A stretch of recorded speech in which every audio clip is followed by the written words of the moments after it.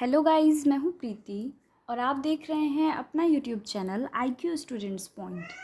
And आज के video में हम डिस्कस करेंगे बीए ऑनर्स पॉलिटिकल साइंस का आपका ये main course subject number 2, discipline specific subject number 2, ideas and institution in Indian political thought.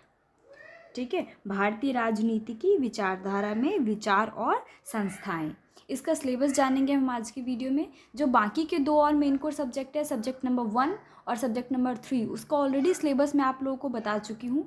तो आज की वीडियो में हम डिस्कस करेंगे हमारा बीए ऑनर्स पॉलिटिकल साइंस का ये main course subject number 2 semester 1 के लिए। ठीक है, तो चलो स्टार्ट करते हैं। बाकी जो दो सब्जेक्ट का सिलेबस ऑलरेडी मैं आप लोगों को बता चुकी हूँ, अंडरस्टैंडिंग पॉलिटिकल थ्योरी का, और एक और आपका सब्जेक्ट है मेन कोर्स, उसका भी मैं आपको बता चुकी हूँ। ठीक है, तो चलो स्टार्ट करते हैं हमारा ये वाला सिलेबस। सबसे पहले बात करें नंबर्स ऑफ यूनिट की, तो इसमें टोटल 6 यूनिट्स रहेंगे हमारे। ठीक है, अब मैं इंग्लिश और हिंदी दोनों ही लैंग्वेजेस में आप लोगों को आपके यूनिट के नेम मेंशन करवा दूंगी, और क्या क्या टॉपिक्स हम पढ़ेंगे वो भी मैं आपको बता दूंगी। तो आप लोग जो है उसको मेंशन नोट डाउन कर लीजिएगा अपने नोटबुक में, ताकि जब निक्की मैम आपको क्लासेस प्रोवाइड करेंगी तो उस टाइम पे आपको कोई प्रॉब्लम ना हो। ठीक है, and WhatsApp group obviously join कर लीजिएगा, एंड व्हाट्सअप चैनल जो है IQ स्टूडेंट पॉइंट का वो भी ज्वाइन कर लीजिएगा। लिंक मैं नीचे डिस्क्रिप्शन बॉक्स में प्रोवाइड करवा दूँगी।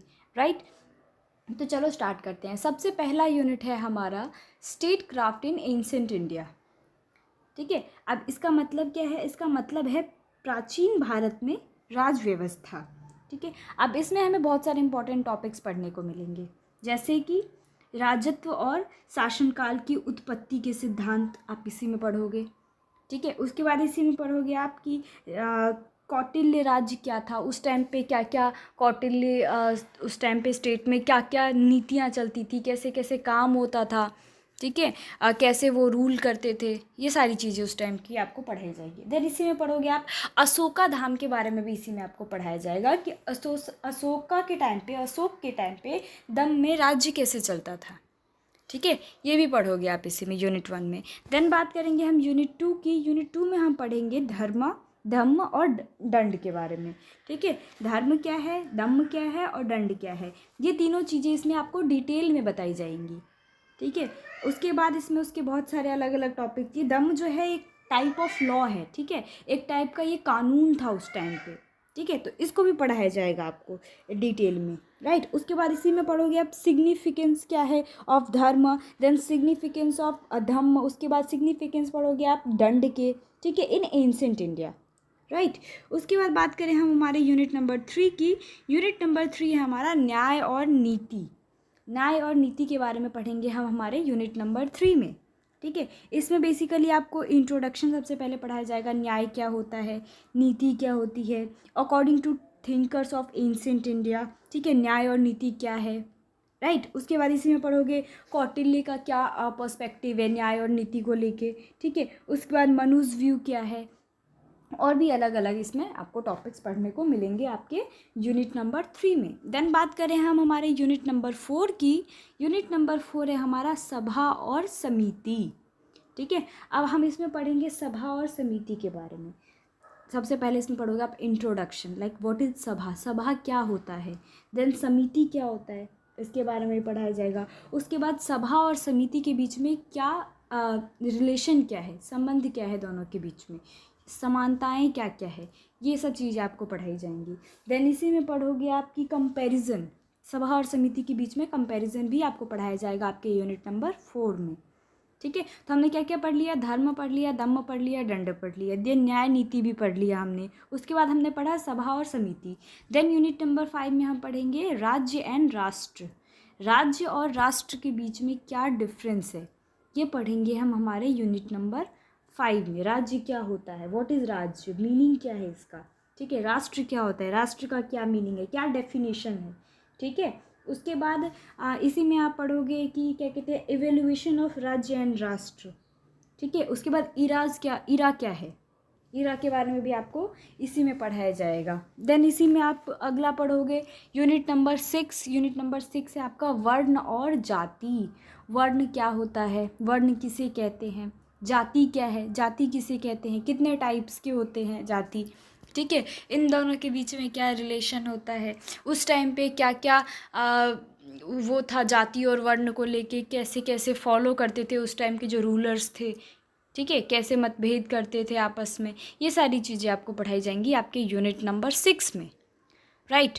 अब एक और इम्पॉर्टेंट पॉइंट था, मिस हो गया, जो कि मेरे से, न्याय और नीति में आप प्रिंसिपल्स भी पढ़ोगे, ठीक है, इसमें आपको प्रिंसिपल्स भी पढ़ाए जाएंगे, कंसेप्ट पढ़ाया जाएगा न्याय और नीति का, ठीक है। उसके बाद डेफिनेशंस पढ़ाए जाएंगे, प्रिंसिपल्स ऑफ न्याय, न्याय के क्या क्या प्रिंसिपल थे, उस टाइम के जो राजा हुआ करते थे, जो रूलर हुआ करते थे, वो किस बेसिस पे न्याय देते थे लोगों को, ठीक है, वो चीज़ें भी आपको इसमें डिटेल में पढ़ाई जाएंगी, राइट। तो ये थे आपके टोटल 6 यूनिट्स।